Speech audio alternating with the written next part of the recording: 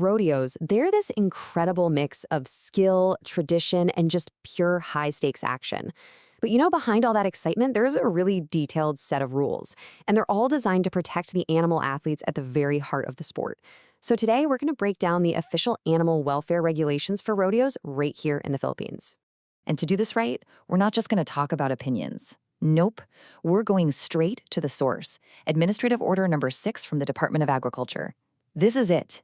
This is the official government document that lays out the law for every single rodeo event in the country, and it sets the standards for both safety and care. So here's how we're going to tackle this. First, we'll look at the rulebook itself. Then, we'll meet the folks on the ground, the welfare watchdogs. We'll check out the arena and the gear, and then get into the specifics for protecting the animals. We'll see how it all works during an event. And finally, what happens when the rules get broken. All right, first up, let's talk about the rulebook itself. Before we dive into all the specifics, it's really important to get why these regulations were even created. What's the big idea here? Well, that brings us to the big question that drives this entire document.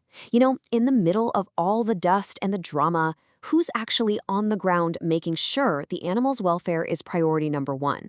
Let's meet the people in charge.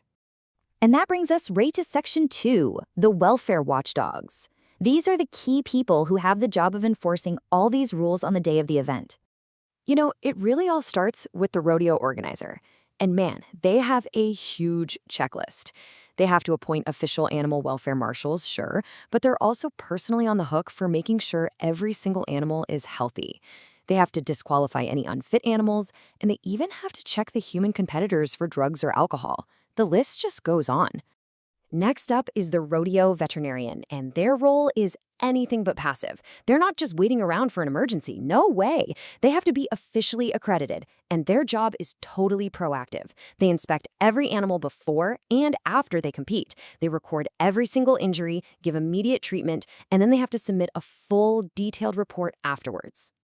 And just to make sure everyone understands their authority, the regulations have this key phrase. It makes it crystal clear. Nobody can overrule the vet. If the vet says an animal isn't fit to compete for any reason at all, that decision is final. That's a really powerful safeguard built right into the system.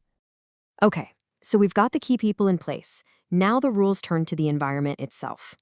This brings us to Section 3, a safer stage. This covers the physical arena and the specific equipment that's allowed. The rules for the arena are incredibly specific. The ground has to be totally free of hazards. We're talking rocks, holes, anything. The soil has to be softened to a depth of 8 to 10 centimeters to cushion any falls.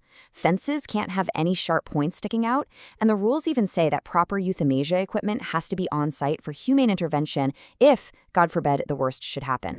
Let's talk about gear for a second. Flank straps, the ones that encourage an animal to buck, are very heavily regulated. They are absolutely required to be lined with soft stuff like sheepskin or felt. Any kind of sharp or cutting object is completely forbidden. This makes sure the strap only encourages movement through pressure, not pain. Now, the use of electric prods. This is another area with super strict rules. The regulations define it as a low-power tool, and its use is extremely limited. It can only be used to ensure human or animal safety, like, say, getting a stalled animal out of a chute. But it is absolutely banned from being used inside the arena during the competition itself. All right, let's move on to the stars of the show in Section 4, protecting the animal athletes. Here, the rules get really specific, laying down clear numbers for age and weight to make sure the competition is as fair and as safe as possible. So for horses, especially in the rough stock events like bronc riding, there's a very clear age floor. No horse under 3 years old can be used, period. This is to make sure the animals are physically mature enough to handle the rigors of competition. And for cattle in roping and tying events, well, there's a minimum weight requirement, 100 kilograms. This is a really key welfare rule, and it's there to prevent the use of very young, small, and more vulnerable calves. Then, on the other end of the scale, you have steer wrestling, and here there's actually a weight ceiling. The steers can't weigh more than 300 kilograms.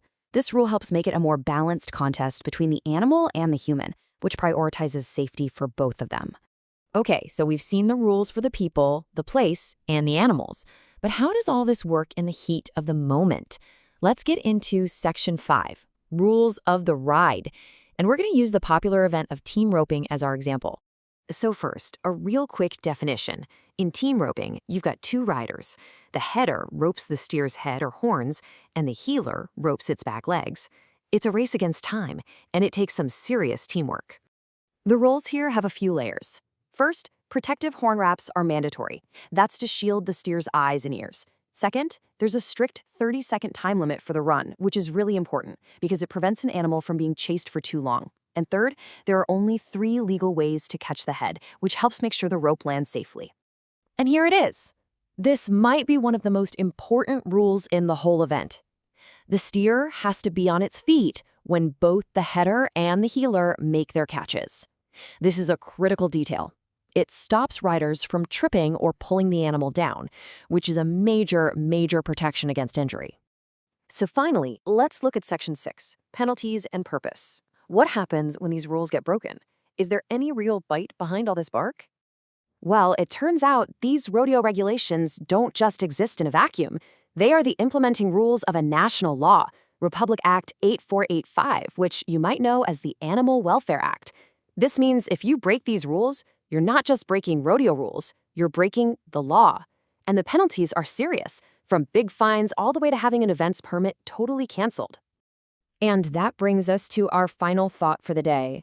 We've walked through the whole official framework, from the people in charge, to the gear on the animals, to the rules of the game. So the question I'll leave you with is this. When you look at all the detail and the scope of these regulations, do you think they strike the right balance between preserving the thrilling sport of rodeo and ensuring the welfare of its animal athletes?